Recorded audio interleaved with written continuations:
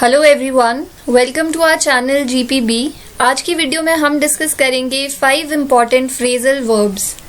तो हमने अपनी लास्ट वीडियो में डिस्कस किया था कि फ्रेजेस का मतलब क्या होता है, लेकिन फ्रेजल वर्ब्स का मीनिंग डिस्कस नहीं किया था। तो फ्रेजल वर्ब्स होते हैं ग्रुप ऑफ वर्ड्स जो जिनमें एक वर्ब होता है और एक पार्टिकल होता है, और वो पार्टिकल प्रेपोजिशन या एडवर्ब दोनों में से कुछ भी हो सकता है। तो एक पार्टिकल के चेंज होने से फ्रेजल वर्ब का मीनिंग कम्प्लीटली चेंज हो जाता है। फॉर एग्जाम्पल, अगर हम लुक वर्ब यूज करते हैं और उसके साथ डिफरेंट पार्टिकल्स यूज करते हैं तो पार्टिकल के चेंज होने से उस फ्रेजल वर्ब का मीनिंग भी चेंज हो जाएगा। For example, look up. Look up phrasal verb में लुक एक वर्ब है और अप एक प्रेपोजिशन है। तो प्रेपोजिशन वो वर्ड्स होते हैं जो नाउन, प्रोनाउन, वर्ब्स के साथ यूज होते हैं और वो हमें टाइम, डायरेक्शन, प्लेस, लोकेशन को शो करते हैं। तो यहाँ पे अप एक प्रेपोजिशन है। तो लुकअप फ्रेज हम यूज करते हैं जब कोई इंफॉर्मेशन गेन करने के लिए हम रेफरेंस बुक की हेल्प लेते हैं। फॉर एग्जाम्पल, अगर मुझे किसी वर्ड का मीनिंग नहीं पता और वो वर्ड मैं डिक्शनरी में चेक करती हूँ तो I can say I looked up this word in the dictionary. Similarly, अगर लुक के साथ हम फॉर पार्टिकल यूज करते हैं तो उसका मतलब होता है टू फाइंड और टू सीक, मतलब किसी को ढूंढना। For example, she is looking for her ring, which means वो अपनी रिंग ढूंढ रही है। Then next example is I was looking for you since morning. इसका मतलब है मैं सुबह से तुम्हें ढूंढ रही हूँ।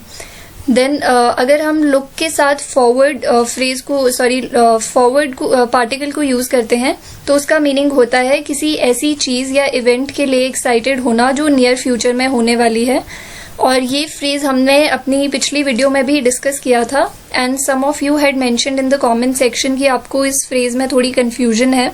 तो इस फ्रेज को आज हम फिर से डिस्कस करेंगे। तो लुक फॉरवर्ड का मीनिंग होता है, जो हमने ऑलरेडी डिस्कस कर लिया है, टू बी प्लीज्ड और excited about something that's going to happen in the near future, मतलब किसी ऐसी चीज के लिए एक्साइटेड होना जो नियर फ्यूचर में होने वाली है। और लुक फॉरवर्ड टू फ्रेज के साथ हम हमेशा ING form of verb use करते हैं, जो कि एक रूल है। लुक फॉरवर्ड टू के साथ या लुकिंग फॉरवर्ड टू दोनों के साथ ही ING form of verb use होगा। For example, we look forward to seeing you, she is looking forward to starting her new job, I am looking forward to seeing my friend next weekend. तो अब हम आज के 5 phrasal verbs discuss करते हैं। तो हमारा पहला फ्रेजल वर्ब आज का है बम्प इनटू और रन इनटू। तो इन दोनों फ्रेजल वर्ब्स का मीनिंग सेम होता है और हम इनको इंटरचेंजेबली यूज करते हैं। तो इसका मीनिंग होता है टू मीट बाय एक्सीडेंट और to meet someone unexpectedly.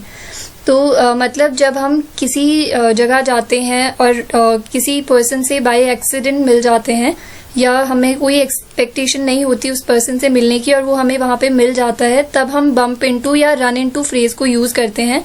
For example, Raman bumped into और run into his English teacher at the supermarket, मतलब रमन बाय एक्सीडेंट अपने इंग्लिश टीचर से सुपरमार्केट में मिल गया। Then the next example is I bumped into or ran into my old friend at the shopping mall, मतलब मैं अपने old friend को मॉल में by accident मिला। Then the next phrase is call off. Call off का मतलब होता है to call to cancel an event or agreement। तो जब हम कोई agreement को या किसी इवेंट को कैंसिल करते हैं तो वहां पे हम कॉल ऑफ फ्रेज यूज करते हैं। For example, she had to call off the party because of the bad weather. तो उसे अपनी पार्टी कैंसिल करनी पड़ी बैड वेदर की वजह से। Then the next example is the agreement between India and China was called off because of the recent border dispute.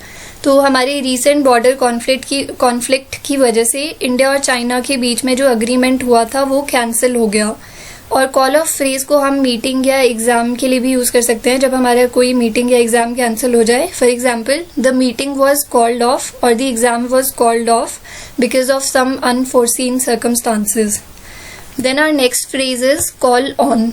Call on का meaning होता है टू ऑफिशियली आस्क समवन और a person और organization to do something, मतलब हम जब किसी को ऑफिशियली रिक्वेस्ट करते हैं या ऑर्डर करते हैं कुछ करने के लिए, तो हम कॉल ऑन फ्रेज यूज करते हैं. For example, the president called on Americans to be more tolerant to each other.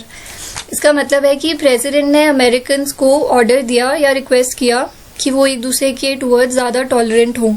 Then the next example is the Human Rights Group has called on the US to end the death penalty. Human Rights Group ने US को मतलब government को request किया death penalty and करने के लिए. और call on phrase का दूसरा मीनिंग होता है to visit someone usually for a short time. मतलब जब हम किसी को विजिट करते हैं तब भी हम कॉल ऑन फ्रेज यूज कर सकते हैं. For example, we could call on my parents if we have time. तो हम अपने पेरेंट्स को विजिट कर सकते हैं अगर हमारे पास थोड़ा टाइम बचा. और the other examples could be I called on Shreya yesterday. मतलब आई विजिटेड श्रेया येस्टरडे, और Shreya called on me yesterday. मतलब श्रेया ने कल मुझे विजिट किया. Then our next phrase is call for. Call for का मतलब होता है समथिंग दैट इज नेसेसरी और रिक्वायर्ड. कुछ ऐसा जो बहुत इंपॉर्टेंट या ज़रूरी हो. फॉर एग्जाम्पल, desperate times call for desperate measures. Desperate का मतलब होता है टफ. तो इस सेंटेंस का मतलब है कि टफ टाइम में टफ डिसीजंस लेना बहुत इंपॉर्टेंट होता है या रिक्वायर्ड होता है. Then the next example is this job calls for a lot of patience. मतलब इस जॉब के लिए बहुत ज़्यादा पेशेंस की रिक्वायरमेंट है. Then the next example is the recipe calls for milk, not milk powder. मतलब इस रेसिपी के लिए मिल्क रिक्वायर्ड है, ना कि milk powder. Then our last phrase for today is go over.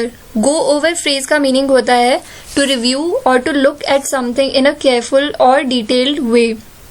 इसका मतलब है किसी चीज को रिव्यू करना या डिटेल्ड वे में इन्वेस्टिगेट करना. For example, please go over your answer before handing in your test. तो मतलब अपने पेपर को केयरफुली रिव्यू कर लो सबमिट करने से पहले.